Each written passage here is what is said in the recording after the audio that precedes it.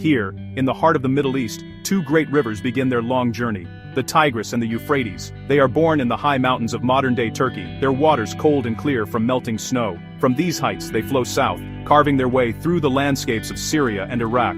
For thousands of years, these rivers have been the lifeblood of this land. They have watered the dry earth, allowing life to flourish where it otherwise could not. They are more than just water. They are the very foundation upon which great stories of humanity have been built. Their paths are long and winding, eventually meeting to form a single channel before emptying into the Persian Gulf. These are not just ordinary rivers. They are the architects of a land known to history as Mesopotamia, which means the land between the rivers. This fertile crescent, a green arc of life in a vast dry region, was made possible by the rich soil deposited by the Tigris and Euphrates during their annual floods. This rich earth created the perfect conditions for farming. People learned to plant seeds and grow food, which meant they no longer needed to wander in search of sustenance. They could build permanent homes, villages, and eventually, the world's first cities. It was here that humanity took its first great step towards organized society, all thanks to the predictable, life-giving rhythm of these two magnificent waterways. The importance of these rivers cannot be overstated. They provided not only water for drinking and for crops but also a highway for travel and trade. Boats made of reeds and wood sailed up and down their currents, connecting distant communities. This exchange of goods also led to an exchange of ideas, helping to spread knowledge and innovation across the region. Fishermen cast their nets into the flowing waters, pulling out food to feed their families and to sell in bustling markets. The rivers were a source of everything: food, water, transport, and the very mud used to make bricks for homes and temples. They were the center of life, the heart of a new world dawning. Today, on this 13th day of November, 2025, the rivers continue their ancient journey, but the world around them has changed dramatically. The once small villages have grown into sprawling modern cities. The demands on the rivers are greater than ever before. Millions of people in Turkey, Syria, and Iraq depend on their waters for electricity, for industry, and for the agriculture that still feeds the region. The Tigris and Euphrates remain as vital now as they were to the first farmers thousands of years ago. They are a timeless link between the past and the present, a constant reminder of how life has always depended on the simple, precious gift of fresh water. Their story is a story of survival, of innovation, and of civilization itself. To understand these rivers, we must look back into the deep past. It was here, along these very banks, that some of the earliest and most powerful civilizations were born. The Sumerians, around 4500 BC, were among the first. They developed incredible systems of canals and irrigation channels, cleverly directing the river water to their fields. This mastery of water allowed them to grow surplus food, which supported a growing population and allowed for specialization. Some people became priests, others became soldiers, and some became artisans. This complex society gave rise to one of humanity's greatest inventions: writing. They etched their stories and records onto clay tablets, many of which have survived to this day, giving us a window into their world. Following the Sumerians, other great empires rose and fell, each leaving its mark on the land and its history. The Akkadians, led by Sargon the Great, created one of the world's first empires, uniting the cities of Mesopotamia under a single ruler. Then came the Babylonians, famous for their king Hammurabi, who created one of the earliest and most complete written legal codes. Imagine the city of Babylon, in its prime, with its towering ziggurats and legendary hanging gardens, all sustained by the waters of the Euphrates. The river flowed through the heart of this magnificent city, a symbol of its power and prosperity. These ancient peoples saw the rivers not just as a resource but as gods, powerful beings to be respected and worshipped. Later the Assyrians, a fierce and military-focused civilization, built their great capitals like Nineveh along the banks of the Tigris. Their powerful armies conquered vast territories, their empire stretching across the Middle East.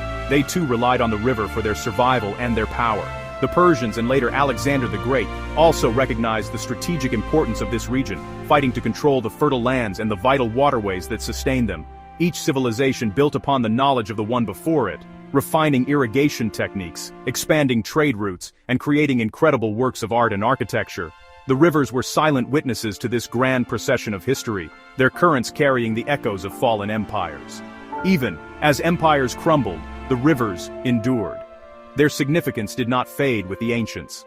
They remained central to the Arab caliphates, with cities like Baghdad on the Tigris becoming centers of learning, science, and culture during the Islamic Golden Age. Scholars in Baghdad's House of Wisdom translated ancient texts and made groundbreaking discoveries in mathematics, medicine, and astronomy. The rivers facilitated trade along the Silk Road, connecting the East and the West. This long and rich history is written into the landscape itself. The stories of kings, inventors, and ordinary people are all intertwined with the constant, flowing presence of the Tigris and the Euphrates, the enduring sources of life and legacy. In the modern era, the role of the Tigris and Euphrates has evolved, yet their fundamental importance has only intensified. In a region where rainfall is scarce and deserts are vast, these rivers are nothing less than a lifeline. For the nations of Turkey, Syria, and Iraq, the water that flows from the Anatolian highlands is a critical national resource. It is the engine of modern agriculture. Vast commercial farms rely on sophisticated irrigation systems, drawing water from the rivers to grow wheat, barley, fruits, and vegetables. Without this water, much of this land would quickly revert to arid desert, unable to support the millions of people who call this region home. The rivers are the difference between scarcity and sustenance. Beyond farming, the rivers are a powerhouse for generating electricity. All three countries have constructed massive dams along the Tigris and Euphrates. These colossal structures hold back the river's flow, creating huge reservoirs of water. When this water is released, it turns giant turbines, generating hydroelectric power that lights up cities and powers industries. The Ataturk Dam in Turkey, for instance, is one of the largest in the world and a cornerstone of the country's energy and irrigation strategy. These dams represent incredible feats of engineering, but they also profoundly alter the river's natural course and flow, a source of both progress and significant tension between the neighboring countries who must share this vital flowing resource. The rivers also sustain the burgeoning urban centers of the 21st century. Cities like Baghdad, Mosul, and Raqqa depend on the Tigris and Euphrates for their daily water supply. Water is pumped from the river, treated, and then distributed to millions of homes and businesses for drinking, sanitation, and industrial use. The health and well-being of these urban populations are directly tied to the quality and quantity of the river water. Pollution from industry, agriculture, and urban waste is a growing concern, threatening the health of both the river ecosystems and the people who rely on them. Managing this precious resource responsibly is one of the greatest challenges facing the region today. Furthermore, the rivers are a cornerstone of national identity and cultural heritage. For the people who live along their banks, the Tigris and Euphrates are woven into the fabric of their lives and their history. They are places for recreation and community, where families gather on the weekends. Fishermen still cast their lines, continuing a tradition that is thousands of years old. The marshlands of southern Iraq, a unique and ancient ecosystem fed by the rivers, are home to the Marsh Arabs, a people whose entire way of life is built around the water and the reeds. The rivers are a living connection to the past, a source of modern prosperity, and the key to the region's future.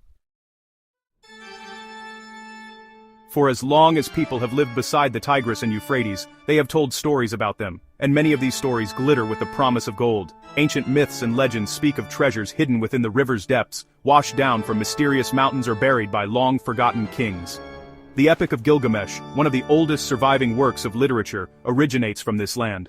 While it doesn't speak directly of river gold, it paints a picture of a world where gods, kings, and heroes sought incredible treasures and eternal life, embedding the idea of immense, hidden wealth into the culture of Mesopotamia. These stories were passed down through generations, whispered from parent to child, on quiet evenings. These tales often blend the natural with the supernatural. Some legends suggested that the rivers themselves were divine beings, and the flecks of gold found in their sands were their tears or gifts to humanity. Others spoke of great battles fought by gods, where golden weapons and armor were lost in the churning waters, waiting to be discovered by a lucky mortal. These myths served a purpose beyond mere entertainment. They helped explain the world, giving meaning to the glint of a shiny pebble in the riverbed, and adding a layer of magic and wonder to the everyday environment. For ancient people, the possibility of finding gold was a source of a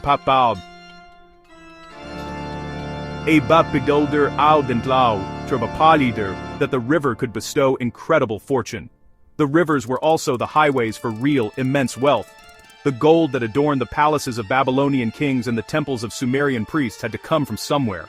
While much of it was likely mined in distant lands like Egypt or Anatolia, it was transported along the Tigris and Euphrates. It is easy to imagine how stories of lost fortunes could arise. A trade boat, heavily laden with gold ingots and jewelry, might capsize in a storm or be attacked by raiders. Its precious cargo would sink to the river bottom, lost to the silt and mud.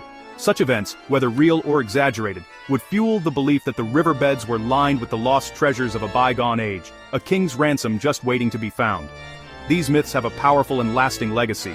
They have shaped how people view the rivers, embedding the idea of hidden riches deep within the collective imagination. Even in modern times, the allure of river gold persists. Local folklore in parts of Iraq and Syria still contains stories of certain spots along the river where treasure is said to be hidden. This belief in buried or sunken gold is more than just a fanciful tale, it speaks to the immense history of the region. It acknowledges that for thousands of years, unimaginable wealth has passed along and beside these waters. The stories connect modern people to the grandeur and mystery of their ancient ancestors, keeping the magic of the rivers alive. While the myths are definitely captivating, the search for gold in the Tigris and Euphrates is not based purely on fantasy. There's actually a real geological reason why gold can be found in these rivers. The rivers originate in the Taurus Mountains of Turkey, which is a range known to contain deposits of various minerals, including gold. Over millennia, the natural processes of erosion, wind, rain, and ice have broken down the rock. Tiny particles of gold, known as placer gold, are washed from these rocks into the streams and tributaries that eventually feed the Tigris and Euphrates. The rivers act as a natural sluice, carrying these heavy gold particles downstream and depositing them in sandbars, gravel beds, and along the inside bends of the river. Throughout history, people have indeed found gold in these rivers. It was never a massive gold rush like those in California or the Klondike, but rather a slow, patient process of panning. Ancient peoples would have used simple tools, maybe a wooden bowl or a sheepskin fleece to sift through the river sediment. The water would wash away the lighter sand and gravel, leaving the heavier flecks and small nuggets of gold behind. This so-called free gold was likely one of the earliest sources of the precious metal for the civilizations of Mesopotamia.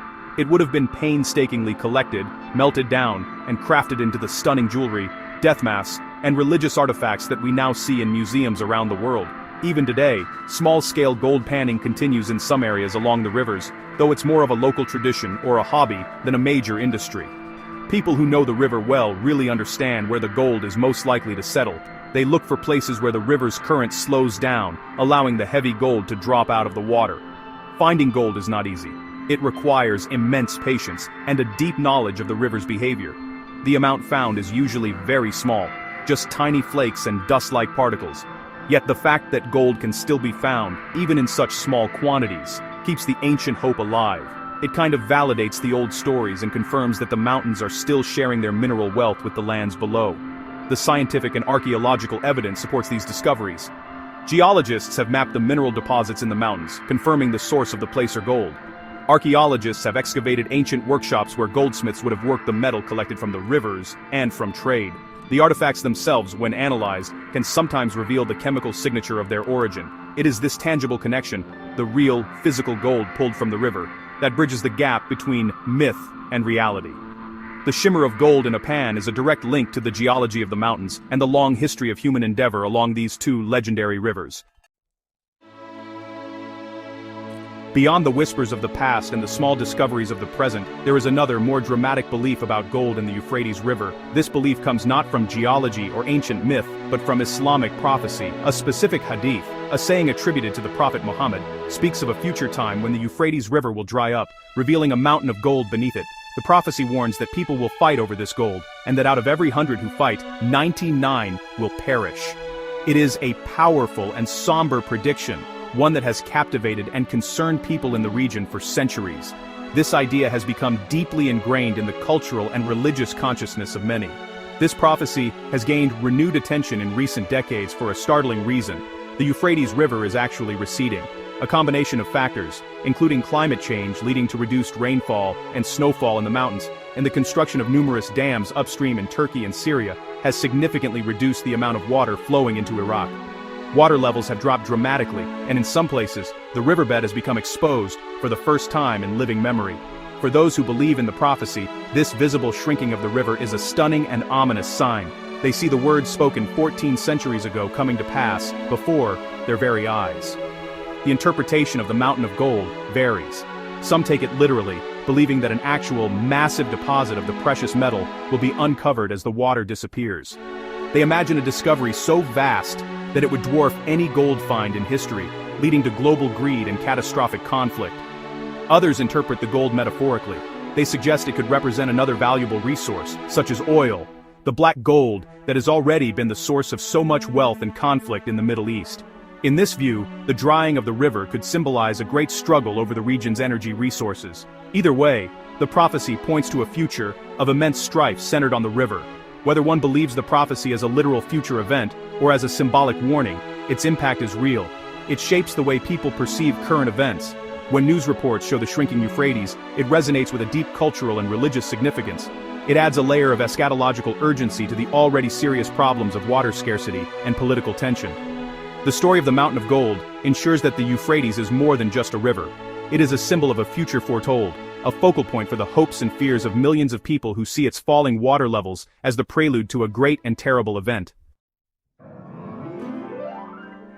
The Tigris and Euphrates, as sources of life, have also been sources of conflict for millennia. In ancient times, when the land was divided into competing city-states like Lagash and Umma in Sumer, disputes over water were common and violent. These early civilizations depended entirely on irrigation canals drawn from the rivers. If an upstream city diverted too much water or blocked a canal, it could mean starvation for the city downstream. Clay tablets from over 4,500 years ago record one of the world's first known wars over water, a long and bloody conflict between Lagash and Umma over the control of shared irrigation channels. The struggle to control the flow of water is as old as civilization itself. This pattern of conflict continued as empires rose and fell. Controlling the rivers meant controlling the food supply, and controlling the food supply meant controlling the people. Armies would march along the riverbanks, and battles were often fought for control of key strategic points along the water's course. A conquering force could bring a city to its knees not just by laying siege to its walls, but by cutting off its water supply. The rivers were both a lifeline and a vulnerability. For rulers and generals throughout history, from the Assyrians to the Romans, managing and defending the water resources of Mesopotamia was a fundamental aspect of statecraft and military strategy. The rivers were instruments of power. Even in less violent times, the management of the rivers required immense cooperation that could easily break down into disputes. Building and maintaining the vast network of canals was a massive undertaking. It required thousands of laborers and a high degree of central organization. Disputes could arise between different provinces within an empire, or between landlords and farmers, over who got how much water and when. The laws of ancient Babylon, such as the Code of Hammurabi, included specific rules about irrigation and penalties for those who neglected their canals or stole water from their neighbors. This shows that regulating water use was a primary concern of government, essential for maintaining social order and preventing internal conflicts. The very geography of the rivers sets the stage for these disputes. The Tigris and Euphrates are transnational rivers, meaning their waters flow from one country into another. Turkey, where the rivers begin, is the upstream nation. Syria is in the middle, and Iraq is the furthest downstream. This simple geographical fact has profound political consequences. The country upstream has a natural advantage. It can build dams and take water from the river before it ever reaches its neighbors. The countries downstream are naturally more vulnerable, dependent on the decisions made by those further up the river. This inherent imbalance of power has been the source of tension and distrust for generations, a problem that technology has only made more acute. In the 20th and 21st centuries, the ancient struggle for water has been transformed by modern technology. The primary instruments of this new era of conflict are not armies, but dams. Beginning in the 1970s, Turkey began an ambitious hydroelectric and irrigation project called the Southeastern Anatolia Project, or GAP. This massive undertaking involved the construction of 22 dams on the Tigris and Euphrates, including the enormous Ataturk Dam. Turkey's goal was to generate electricity and irrigate its arid southeastern region, bringing economic development to the area. However, this project was viewed with great alarm by its downstream neighbors, Syria and Iraq, who feared it would drastically reduce their water supply. The core of the dispute lies in a fundamental disagreement over rights to the water. Turkey has often argued that the rivers originate on its sovereign territory, and therefore it has the right to use the water as it sees fit for the benefit of its own people. It views the water as a natural resource, like oil or minerals. In contrast, Syria and Iraq argue that the Tigris and Euphrates are international watercourses. They contend that under international law they have historical rights to a fair and equitable share of the water that has flowed through their lands for thousands of years. They believe that Turkey, as the upstream country, has a responsibility not to cause significant harm to its downstream neighbors. There is no universally accepted treaty governing the three nations, leaving them in a state of perpetual negotiation and disagreement. These tensions have nearly boiled over into open conflict on several occasions. In 1975, as Syria and Iraq both filled dams on the Euphrates, the two countries massed troops on their border, with war seeming imminent. In 1990, when Turkey temporarily stopped the flow of the Euphrates to begin filling the Ataturk Dam reservoir, both Syria and Iraq protested furiously, calling it an act of aggression. Political instability in the region, including wars and civil unrest, has made cooperation even more difficult. During times of conflict, water infrastructure itself can become a target or a weapon. The control of dams on the Tigris and Euphrates has been a strategic objective for groups like ISIS, who used control over water to exert power over local populations. Today, the situation remains tense. Diplomacy continues, but a comprehensive long-term agreement on water sharing has yet to be reached. Climate change is making the problem worse, shrinking the total amount of water available for everyone. As populations grow and the demand for water increases, the competition becomes even more fierce. The dams that were built as symbols of national progress and modernization have also become symbols of international discord. The future of millions of people, the health of ancient ecosystems, like the Iraqi marshes, and the stability of the entire region depend on whether these three nations can find a way to share the dwindling waters of the Tigris and Euphrates. The story of the Tigris and Euphrates has reached a critical chapter. The challenges facing these two great rivers are more complex and urgent than ever before. The combined pressures of dam construction, increasing population, industrial pollution, and the undeniable effects of climate change have placed the entire river system under extreme stress. Water levels are falling, quality is degrading, and the once fertile lands are threatened by desertification and salinity. The future of this historic region, the very cradle of civilization, is inextricably linked to the future health of its parent rivers. The path forward is fraught with difficulty, requiring a level of cooperation that has historically been elusive. A sustainable future for the Tigris-Euphrates basin depends on shifting from a mindset of competition to one of collaboration. The nations of Turkey, Syria, and Iraq are not separate entities when it comes to the rivers. They are part of a single, interconnected ecosystem. An action taken upstream has direct and powerful consequences for those living downstream. Recognizing this shared destiny is the first step towards a solution. This means moving beyond arguments over sovereign rights and historical claims to embrace the principle of shared responsibility. A comprehensive, legally binding water-sharing treaty, negotiated in good faith by all three countries and supported by the international community, is essential for long-term stability. Innovation and technology must also play a crucial role. There is a pressing need to invest in more efficient water management techniques. This includes modernizing irrigation systems to reduce waste, promoting the cultivation of crops that require less water, and developing large-scale water treatment and recycling facilities to combat pollution. Restoring damaged ecosystems, such as the drained marshlands of southern Iraq, can also help to naturally filter water and support biodiversity. These efforts require significant investment and a shared commitment to scientific, data-driven solutions that can help all parties make the most of every precious drop of water. It is a challenge not just for engineers, but for entire societies. Ultimately, the future of the Tigris and Euphrates is a human story. It is a test of our ability to look beyond national borders and short-term interests to protect a shared heritage and a common future. These rivers have nurtured humanity for more than 10,000 years. They have witnessed the birth of writing, the rise of empires, and the dawn of law. Now they are a stark reminder that our most fundamental resource is finite and fragile. The fate of the land between the rivers and the millions who depend on it will be determined by the wisdom and foresight of the people who live along their banks today.